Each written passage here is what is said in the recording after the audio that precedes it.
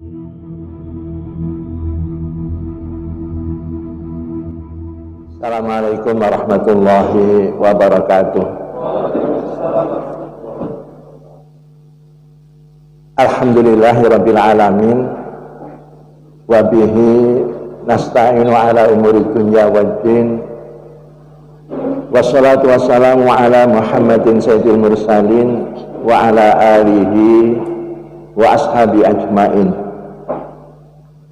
Amma ba'du fazkuru wa tadabbaru qala Allahul Hakim fi kitabil karim wa huwa asdaqul qailin. A'udzu billahi minasyaitonir rajim. Wa la tajidannahum ahrasan nasi ala hayatin wa minal ladina asyraku yawaddu ahadum law yu'ammar alfa sanah wa ma huwa bimuzahzihi minal adzab ayu ammar wallahu basirun bima ya'malun. Shadaqallahul azim. Sengaja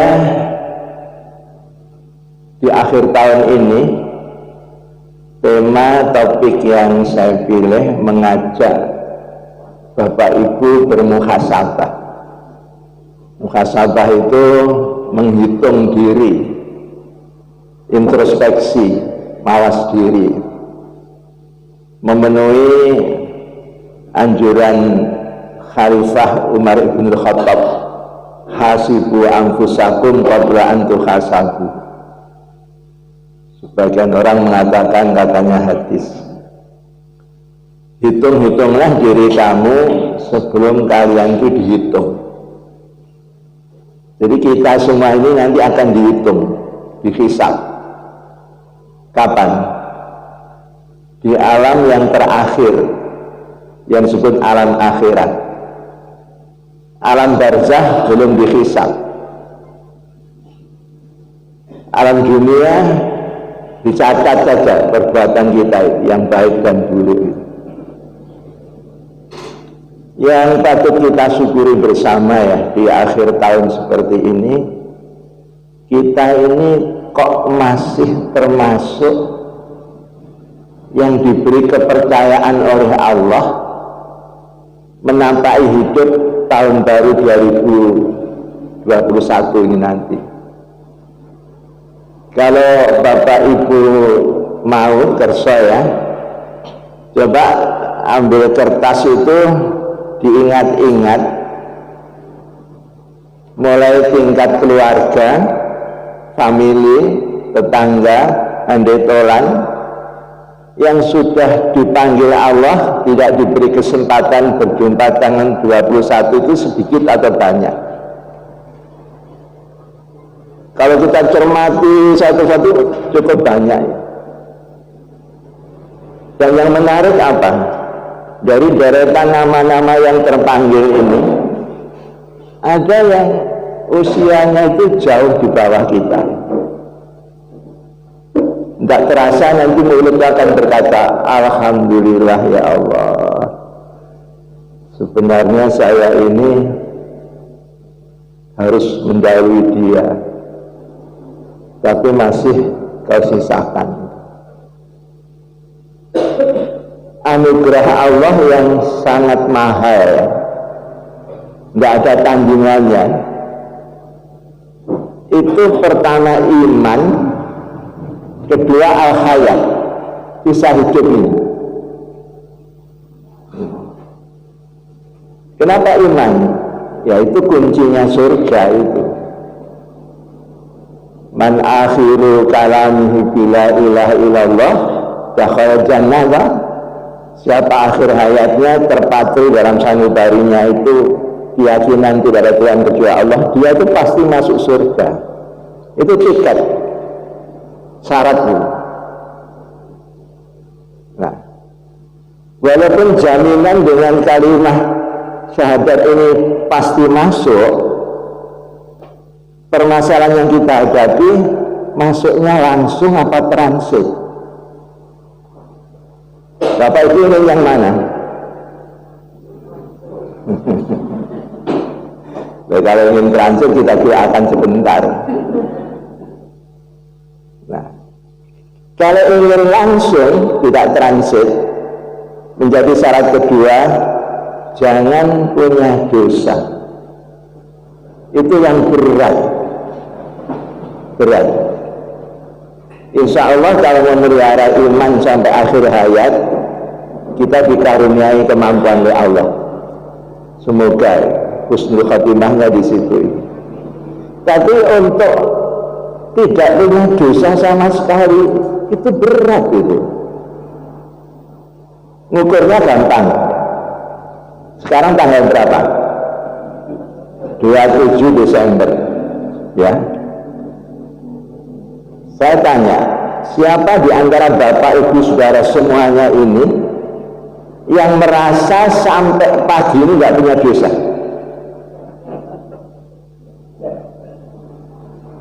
Kalau ada yang saya dikasih nomor HP-nya dulu. Saya yakin Bapak Ibu yang ahli ngaji ya, dosa besar itu nggak punya. Tapi yang kecil-kecil kan rada akeh. Walaupun kecil rada akeh.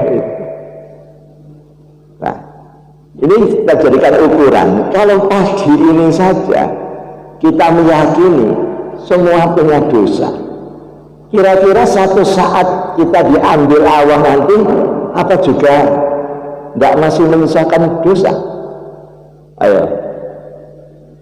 Kemungkinan besar iya. Makanya sisa hidup yang masih dipercayakan Allah ini anugerah yang tertinggi setelah iman. Karena apa? Dengan sisa umur hidup ini bisa kita pakai menghapus dosa. Satu kebahagiaan yang tiada tara bagi kita ya. Islam yang kita peluk, Allah yang kita sembah, itu menyatakan tidak ada dosa yang tidak bisa diampuni oleh Allah. Dosa apapun. Saya tahu dalam hati Bapak Ibu itu mesti bertanya, loh katanya dosa syirik tidak bisa diampuni Ustaz. Oke, saya tahu ayatnya, innallaha la yaghfiru ayyushraka bihi wa yaghfiru ma duna dzalika liman yasha. Allah tidak akan mengampuni dosa kalau diserikatkan, dan berkenan mengampuni dosa selain itu bagi yang dikehendaki. Pengertian yang benar, dosa syirik yang tidak bisa diampuni itu yang dibawa mati. Kalau masih hidup seperti kita ini, jangan pakai ayat itu, buka Quran surat Az-Zumar 53. Saya kalau membaca ayat itu spontan berucap Alhamdulillah, Subhanallah ya Allah. Apa ayat itu bunyinya? Qul ya ibadiyalladzina asrafu ala anfusihim la taqnatu min rahmatillah innallaha yaghfiru dzunuba jami'a. Yang paham bahasa Arab dengan baik, kalau kalimat dalam bentuk jamak, gambung gambani dzunub didalu harfi tauhid inna disambung kata jami'an total, itu gak main-main itu. Amikun fil makna, dalam pengertiannya. Nyatakan Muhammad kepada hamba-hambaku yang melampaui batas, royal dosa. Jangan sekali-kali putus asa dari rahmat ampunanku. Kenapa? Aku berkenan mengampuni seluruh dosa, jami'ah total. Ini loh nilai hayat yang masih dipercayakan Allah. Makanya tadi saya berucap Alhamdulillah, kita ini kok masih diberi kepercayaan oleh Allah.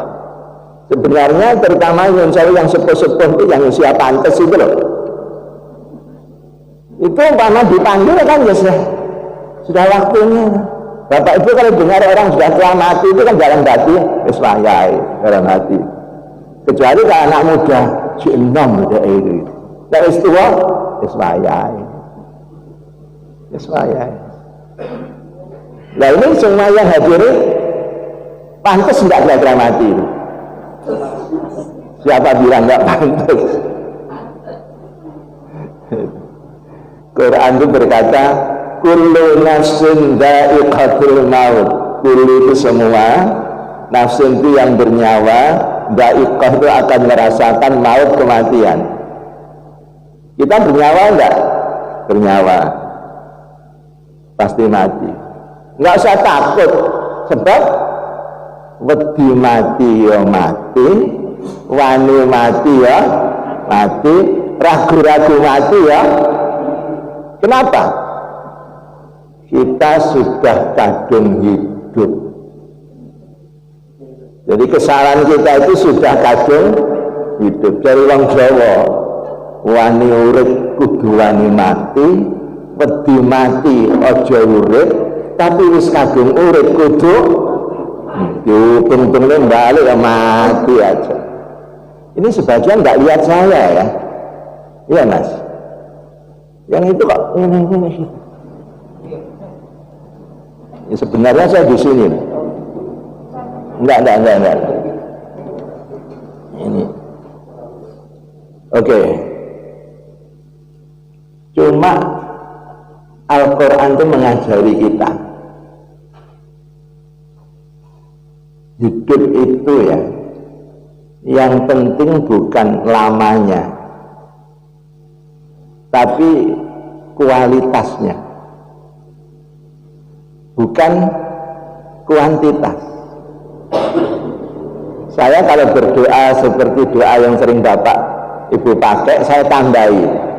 Biasanya kan cuma Allahumma tawil umrana, Allahumma tawil umri, saya tambahi Allahumma tawil umurana bil afiyati wassalamah li ibadatik. Ya Allah, panjangkan umurku, panjangkan umur kami dalam keadaan sehat dan afiat untuk menambah ibadah kepadamu itu. Sebab kalau cuma Allahumma tawil umurana kok jaluk dawa tok, tinggi apa dawa? Tinggi apa? Tadi sengaja di awal mau'idhah saya bacakan surat Al-Baqarah ayat 96. Itu memikat sekali ayat itu. Al-Baqarah 96. Wala tajidannahum akhrasan nasi ala hayatin wa minal ladzina asyraku yawaddu ahaduhum law yu'ammar alfasana. Padahal apa? Wa ma huwa bimuzahzil minal azab ayu ammar wallahu basirun bima ya'malun. Dari segi bahasa indah, isinya dalam. Saya terjemahkan ya, pasti dan pasti. Kenapa saya ulang dua kali? Yasta'milu harfaini ta'qidain, memakai dua huruf penyangat itu, la dan nun.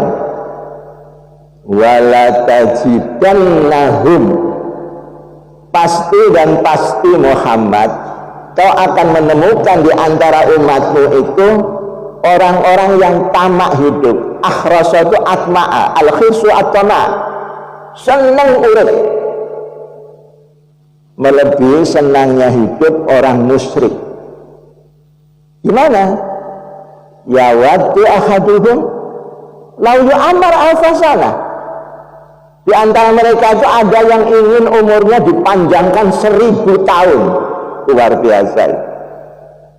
Jadi sebelum kita mendengar ucapannya Khairul Anwar, ku mau hidup 1000 tahun itu, Quran sudah berkata. Kenal Khairul Anwar, si binatang jalang itu, yang patungnya di kayu tangan itu, depan gereja itu. Padahal pernyataan Allah, umur panjang itu tidak menjamin seseorang akan selamat dari siksa api neraka. Wa ma huwa bimuzahzin wal azab ayu ammar. Kenapa? Wallahu basirun bima ya'mal. Allah itu melihat, mencatat, merekam semua perbuatan kalian. Bapak Ibu ngaji gini itu dicatat loh itu. Pencatatnya rakib. Kalau ngantuk itu atib yang ngadep. Itu apa? Yang datang dulu, yang terlambat. Saya kan terlambat ya, tapi saja izin ya Mas ya, tapi bersamaan dengan pengajian di Masjid Mujahidin itu ada caranya. Nah, kalau yang terlambat dengan yang enggak, pahalanya sama, yang enggak adil toh, enggak adil itu. Berbahagialah yang datang dulu tadi, sampai ngerasani suwi ini kan balikin, ngerasani kalau tambah dosa itu. Jadi bukan umur panjang itu menentukan kita itu ke surga, enggak. Kualitas, bukan kuantitas. Saya tanya ibu-ibu, Bu, Raden Ajeng Kartini itu umurnya berapa? Muda sudah meninggal. Kalau bapak-bapak Jenderal Sudirman itu berapa umurnya? Juga muda meninggal. Tapi namanya emas, dipatungkan, dibuat nama jalan Kartini, Jenderal Sudirman, itu masih jalan raya, tidak ada kampungan nih. Bahkan saya kagum, Raden Ajeng Kartini itu dikarangkan lagu. Sekarang saya tanya ibu-ibu, ibu nanti meninggal yang ngarangkan lagu siapa? Ya itu. Kualitas, jangan berpikir kuantitas. Kalau Nabi berkata sebagai parameter orang yang baik itu ya,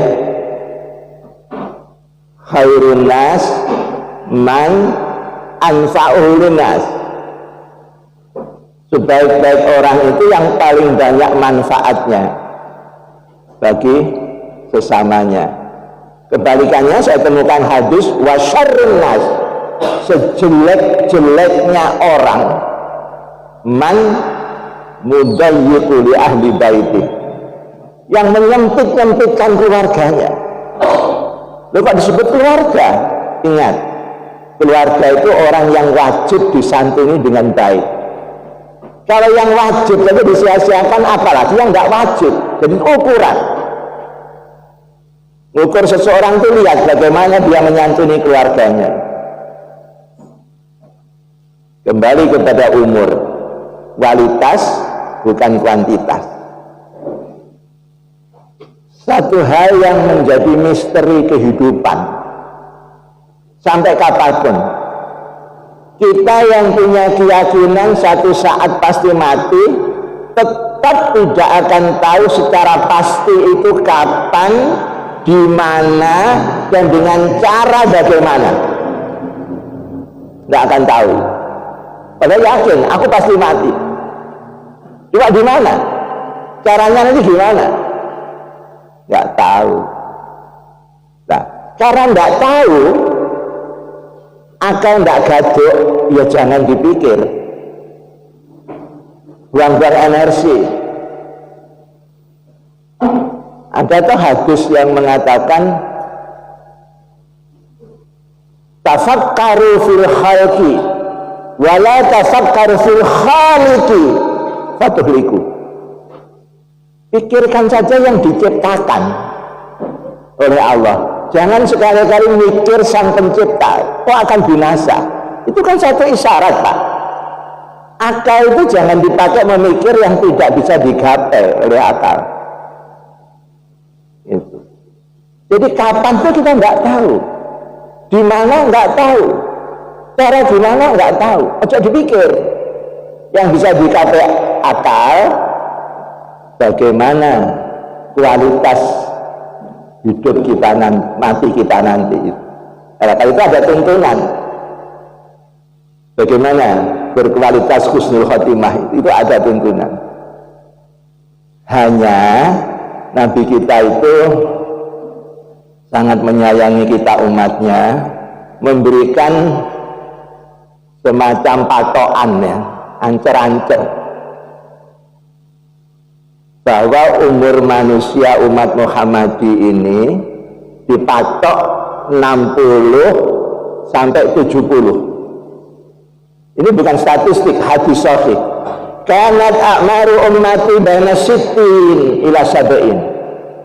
Jatah umur umatku itu sekitar 60 sampai 70. Karena ada sahabat interupsi bertanya, "Njung sewu Nabi menapa mboten saged langkung?" Sambil senyum Nabi mengatakan, "Wa aqallahu man yajul dzalik." Isone iso tapi gak akeh. Yang menarik itu gak akehnya itu loh Pak. Di sini kan ada yang melampaui 70 sudah itu. Gak akeh. Gampangnya ya, kan patokannya 60-70. Kalau kita sekarang itu 58 rong tahun kasih. Nah kalau 68 ya rong tahun kan. Nah kalau 70 munggah ya hati-hati. Itu aja. Diberi patokan. Nanti di akhir maudah itu akan kita bicarakan. Kenapa ya? Kita itu sudah sadar, sudah punya ilmunya, tapi kok susah untuk menjadi orang yang berkualitas menurut Allah itu. Muhasabah kita ke sana, bukan sekedar kita ingat mati. Di 60, 70. Begitu kita mati, yang mati itu ternyata cuma fisik, roh itu enggak. Apa itu roh Pak? Nah, roh ini juga termasuk misteri. Saya kalau membaca ayat yas'alunaka 'anir ruh qul ruh min amri rabbi, itu saya itu tertegun. Ya Allah, akal yang disebut sebagai lambang supremasi puncak keunggulan manusia itu ternyata jangankan menjangkau makrokosmos dunia besar alam semesta, mikrokosmos dunia kecil diri kita itu tidak tuntas Pak. Di dalam diri kita itu ada roh. Allah memberitahu kepada Muhammad, Nabi junjungan kita, mereka akan bertanya kepada kamu Muhammad soal nyawa. Katakan ya, ini tuntunan Allah, ar-ruh min amri rabbi. Nyawa itu urusan Tuhan, bukan urusan otak manusia. Nggak tahu. Tapi kita ini kadang-kadang apa ya, tergelincir menjadi orang yang kemelinti, kementus, kemaki itu loh. Apa itu? Sombong, congkak. Ya. Kemelinti, kementus, kemaki, apalagi? Sombong dan congkak. Padahal mengenali diri kita itu tidak tuntas. Akhir-akhir ini kita dapat pelajaran mahal Pak. 10 bulan ini kita dapat pelajaran mahal. Apa? Akal kita yang sering disebut lambang supremasi puncak keunggulan manusia nggak bisa mengetahui secara pasti yang namanya virus corona itu apa. Kecil, nggak kasat mata itu nggak tahu. Dulu kira-kira 5 bulanan yang lalu kita dihibur dengan pernyataan berdoa saja ya, mudah-mudahan segera vaksinnya kita temukan. Kita sudah membuat percobaan-percobaan. Sekarang vaksin telah ditemukan. Quran memberi syarat, fas'alu ala dzikri in kuntum la ta'lamun. Kalau kamu tidak tahu, tanya yang ahli. Nah, saya bukan dokter dan ahli kesehatan. Tanya saya yang ahli. Saya ambil contoh, di Unipro itu ada seorang profesor Dr. Bambang Sumitro, ahli mikrobiologi. Sudah puluhan dokter dilahirkan melalui beliau. Reputasinya nasional. Itu dalam pidato direktorat berkata, vaksin itu bukan obat virus corona. Justru di vaksin itu virus akan bermutasi menjadi lebih berbahaya. Ya saya kan bingung Pak itu Pak. Kongkon tanya sing ahli medeni. Ya apa itu?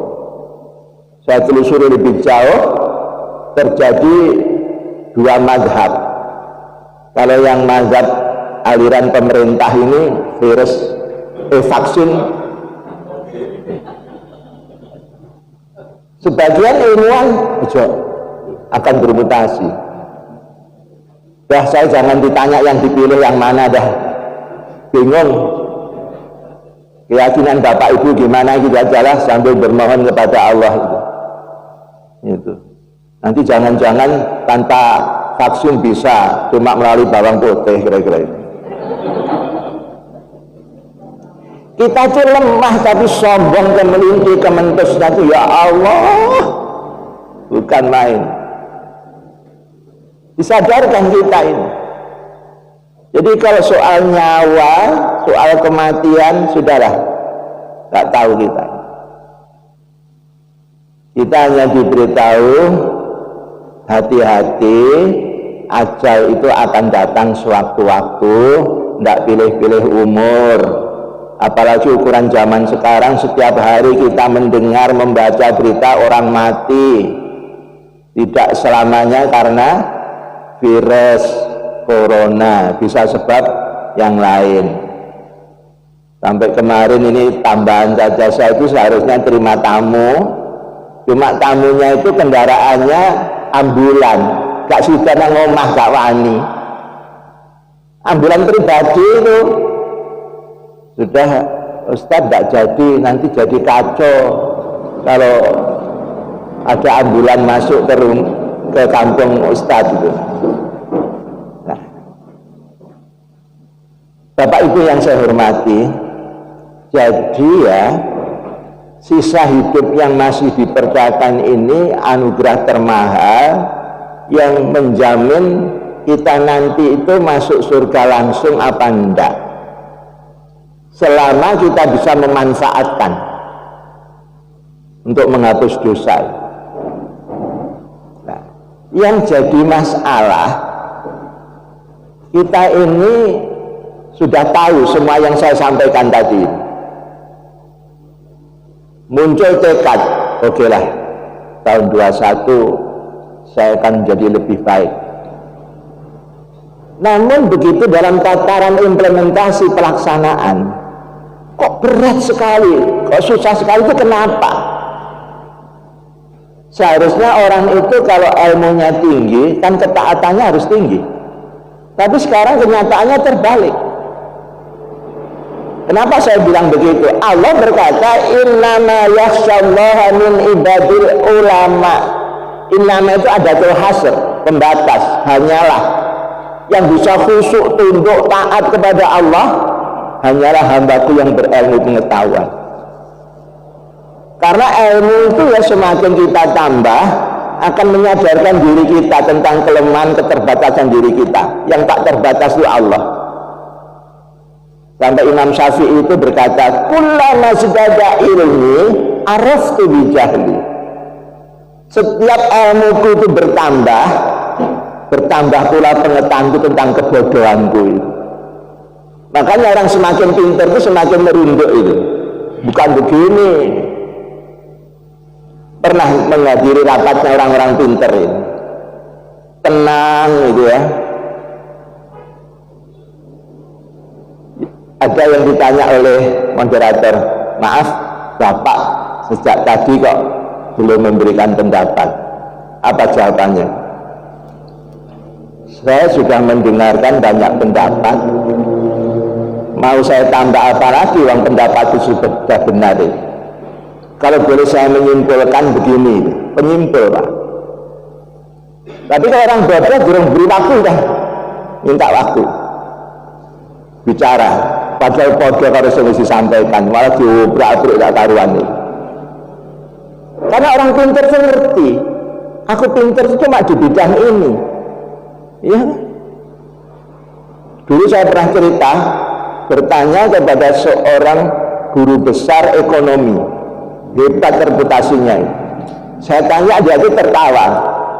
Nggak salah Pak Manan tanya gitu kepada saya. Loh, salahnya di mana sih Prof?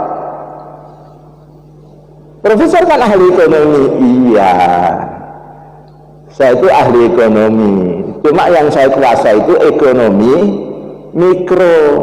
Yang Pak Manan tanyakan ekonomi makro. Walau ono makro mikro barang, aku gak ngerti. Itu loh orang yang hebat itu. Orang mengagumi tapi dirinya sarjana agama ini jurusan apa? Tarbiyah, usuluddin, adab, atau syariah? Beda itu. Jadi kalau ada orang yang kemerintih, kementus, kemaki itu kebangetan itu. Kebangetan. Itu. Baca surat Kahfi itu, kisahnya Nabi Musa dengan Khidir itu. Biar nggak sombong itu. Nah, dalam tataran implementasi kok susah itu kenapa ya? Contoh kecil ya.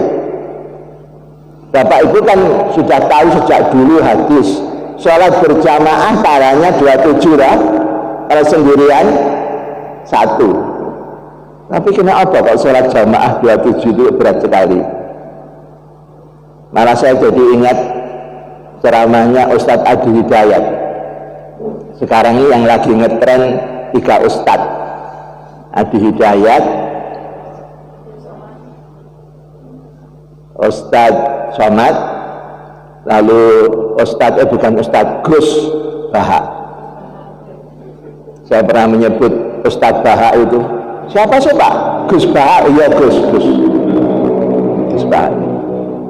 Ya kalau ditambah ya yang lagi mendapatkan ujian Allah HRS ya, itu. Nah, Ustadz Eda itu berkata gini, saudara-saudara, ibadah yang diterima itu paling tidak harus memenuhi 3 syarat. Syarat pertama itu niat, harus karena Allah, itulah. Kemudian kaifiat, caranya itu harus seperti contoh Nabi. Kalau tidak seperti contoh Nabi itu bid'ah, terlarang.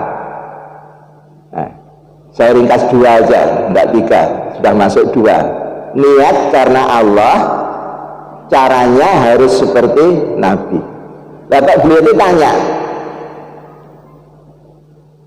Nabi itu kalau sholat sendirian apa berjamaah? Ya, pendengar mengatakan berjamaah. Berjamaahnya di rumah apa di masjid? Nah, mulai bingung jawabnya itu. Di masjid.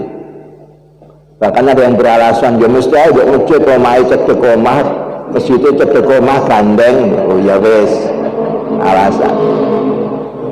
Sampai saya ditanya Ustadz Marjono yang dulu mantan Pertamanan Pertama Kiai Dr. Andes MSI Pak Haji Marjono, Ustadz saya jadi bingung apa?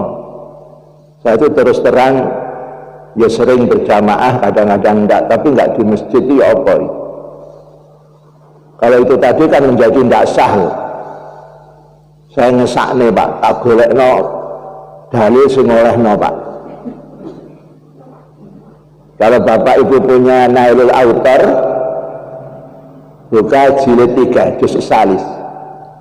Atau kalau punya Bidayatul Mustahid Ibnu Rus yang menerangkan semua pendapat mazhab itu ada di situ. Pendapatnya gini, hadisnya akan mengatakan sholat berjamaah pahala 27, kalau sholat sendirian pahala 1 lah. Nah, berarti sholat sendirian itu sah diterima Tuhan, cuma pahalanya titik gitu loh. Nah, saya setuju katanya beliau itu, cocok nih. Tetapi ganjaran titik ya Pak, ya kadang-kadang gak sempat ya apa sih gitu. Jadi kenapa ya kita tuh tahu hadis kok susah ngamalkan? Sedekah sekarang. Siapa tidak dengar ayat bersedekah, berinvestasi dengan Allah itu 1 rupiah akan dilipat gandakan 700 kali. Tapi kenapa kita itu kok tidak rajin sedekah? Ayo, kalau bandar tuh mempengaruhi kita, kalau kamu dapat 10 kali lipat yang kamu tombokkan, ditombok itu Pak 10, Ada Banjarmani 700 kali bangkrut kayak itu. Tapi kenapa? Kok susah itu kenapa? Contoh lain, siapa tidak tahu sholat malam itu sholat puncak ya? Tidak ada sholat sunat lebih hebat dari tahajud. Yang Allah turun ke langit dunia itu loh, menjanjikan doa yang dipanjatkan akan diterima. Di Quran juga mengatakan syarat orang takwa itu wabil asharihum yastaghfirun. Cirinya orang takwa itu di waktu sahur dia minta ampun kepada Allah. Sahur itu kan sebelum subuh. Coba lihat kamus, ma makna sahur. As-sahuru huwa ismun au dzikrun li'atin au liwaqtin qubailas subhi. Minta ampun. Tapi realitas menunjukkan ya kita itu tahajud, cuma kontinuitas istiqomahnya itu tidak terjaga. Kenapa? Jawabnya ini untuk sangu masuk 21 ya. Kita ini belum kesampaian hidayah taufik. Ini istilahnya Syekh Muhammad Abduh, muridnya Jamaluddin Al-Afghani, penulis, bukan penulisnya muridnya Rasutrinto itu. Kuliah-kuliahnya ditulis, dikumpulkan menjadi tafsir Al-Manar. Kalau kita baca kitab Tauhid ya, hidayah itu kan cuma 4. Hidayah fitriyah tabi'iyah, hidayah hawasul khamsah, hidayah akal, hidayah din. 4 ini sudah kita terima, kita yakini menjadi sebuah pendirian. Tapi pada tataran implementasi kosong, belum mendapat hidayah yang kelima, hidayah khusus taufik. Taufik dari kata wafaqa yuwafiqu taufiqan, kecocokan antara yang kita maui dengan yang dimaui Allah. Bapak itu sering berucap wabillahi taufiq wal hidayah. Mungkin juga tidak salah dibalik wabillahi hidayah wa taufiq. Maaf mas, itu jam berapa? Jamnya mati, Ustaz. Mati. Yang betul mana jamnya? Yang betul ya. Ini sampai jam berapa Pak?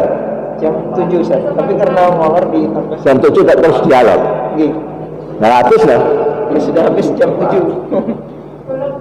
Tak tambah, saya terlambat tadi. Terlambat. Justru intinya di sini. Hidayah yang pertama itu fitriyah tabi'iyah, itu naluriah, alamiah. Bayi lahir ya, tanpa proses belajar mengajar, bisa mengisap ASI ibunya. Sekarang coba punya anak cucu umur 1 tahun, kasih aqua, bahkan sedotannya dimasukkan, suruh ngedot, nggak bisa. Didrill berkali-kali baru bisa. Lalu hidayah kedua itu hawasul khamsah, indera yang kelima Pak. Dua-duanya itu juga diberikan kepada hewan. Sayangnya dua hidayah itu lemah. Maka biar tidak seperti hewan, manusia dikasih daya akal yang tadi saya sebut lambang supremasi puncak keunggulan itu. Dengan akal orang bisa menentukan baik dan buruk. Sayangnya akal tidak bisa memastikan yang benar mana, yang salah yang mana. Diberikan hidayah yang keempat, agama, ad-din. Tanpa agama Islam ya, kita bisa celaka. Kenapa? Akal sebagai puncak keunggulan itu tidak bisa menerangkan secara pasti sangkan paraning dumadi Pak. Paling-paling anak biologi mengatakan ya teorinya Charles Darwin itu yang melanjutkan teorinya Lamarck itu evolusi. Semua tahu kelemahannya. Nah, agama beritahu sangkanmu dari mana, parangmu kemana. Kalau orang sangkan tidak tahu, apalagi parang. Iya Pak. Min aina ji'na wa limadza nahya wa ilainal masir. Kemana nggak bisa. Nah, problemanya agama sudah diterima, dipelajari, dikuasai, begitu implementasi pengamalan kosong. Hidayah taufik belum dia terima. Kalau ingin mendapatkan ini caranya gimana? Kondisikan diri ini bersih. Dari mana kita simpulkan? Di Quran itu bertaburan ayat menyatakan innallaha la yahdil qaumal zalimin, innallaha la yahdil qaumal fasikin, innallaha la yahdil qaumal kafirin. Yahdi itu fi'il mudhari', present form. Sesungguhnya Allah tidak akan memberikan hidayah bainal qausain, di antara dua kurung, taufik. Orang yang zalim, orang yang fasik, banyak kejahatan, apalagi orang kafir. Kesimpulan, kondisikan diri bersih kalau ingin mendapatkan hidayah taufik. Kalau bersih fisik mudah, mandi, wudhu, selesai. Fisik rohani itu berat. Caranya istighfar, berbanyaklah istighfar, dilanjutkan taubat, berjanji tidak mengulang. Nah, ketiga, itba'us sayyi'ah bil hasanah. Ini saya pakai istilahnya Nabi, wa adbi'is sayyi'atal hasanata tamhuha. Dosa-dosa itu ikuti dikompen dengan kebajikan, pasti akan menghapus. Itu. Berbanyak kebajikan, bersihkan diri. Nah, kedua, di dalam memperbanyak amal kebajikan ini, utamakan yang sunnah. Maksudnya, orang itu kalau ahli sunnah Pak, pasti ahli wajib. Tapi kalau dibalik enggak, banyak orang yang ahli wajib kosong ahli sunnahnya, zakatnya bagus, sedekahnya kosong. Tapi kalau ahli sunnah pasti ahli wajib. Dari mana kita dapat pelajaran ini? Sebuah hadis qudsi yang sangat memikat. Allah sendiri berkata, la yazalu abdi yataqarrabu ilayya bin nawafili hatta uhibba. Tidak ada hambaku yang berusaha mendekatkan dirinya kepadaku lewat ibadah-ibadah sunnah kecuali aku akan mencintainya. Kalimatnya ada nafi, ada istisna, exception. Itu luar biasa itu. Fa'in ahbabtu, kalau hamba itu sudah aku cintai, penglihatan dia, pendengaran dia, perasaan dia adalah penglihatanku, pendengaranku, perasaanku. Kita belum berdoa itu sudah diketahui oleh Allah, sudah diberi. Tapi kalau kita banyak beriman dosa, berdoa pun ya tidak akan diberi oleh Allah. Dan kita jauh dari Allah. Nah, biar tidak panjang waktunya habis ya. Syarat ketiga apa? Kalau saya membaca kitab-kitab tauhid itu kan menekankan an-nasu yudabbir wallahu yuqaddir. Manusia itu sehebat apapun kemampuannya, cuma merancang, merencana, memprogram. Yang memastikan ketentuan akhir itu Allah. Jangan lupa berdoa. Seperti doa itu loh, Rabbana la tuzigh qulubana ba'da idh hadaitana. Jangan kau palingkan kami dari hidayah yang telah kau berikan. Bisa juga Allahumma a'inni ala zikrika wa syukrika wa husni ibadatik. Tolonglah aku ya Allah, biar kuat ingatanku kepadamu, mensyukuri rahmatmu dan mengupgrade kualitas ibadahku kepadamu. Tiga ini amalkan. Kondisikan diri bersih, perbanyak ibadah sunnah, istiqomah. Kenapa saya sebut istiqomah ini? Di surat Al-Jin itu ada firman yang hebat. wa an law istaqamu ala tariqati la asqainahum ma'an ghadaqa. Seandainya hambaku itu mampu istiqomah pada jalanku kebajikan, la asqaina, pasti lanya ini akan aku siramkan dalam kehidupannya itu air yang menyejukkan, dibimbing oleh Allah. Dan jangan lupa berdoa. Akhirnya kita semua berharap ya, mudah-mudahan dosa-dosa yang selama ini kita lakukan Allah berkenan mengampuni. Tentunya kita berharap ya Allah, jadikan sisa umur yang masih kau percayakan kepada kami ini untuk bisa kami pakai memperbanyak amal kebajikan untukmu dan kepadamu itu. Ya Allah, jayakan negeri kita, negeri kami ini ya Allah, segala kemungkaran, kejahatan, pelanggaran bukakan ya Allah, tunjukkan yang benar itu benar, yang salah itu salah, dan beri kami kekuatan untuk memperjuangkan yang benar itu. Rabbana atina fid dunya hasanah wa fil akhirati hasanah wa qina adzabannar wa adkhilna jannata mal abrar ya aziz ya ghaffar ya rabbal alamin.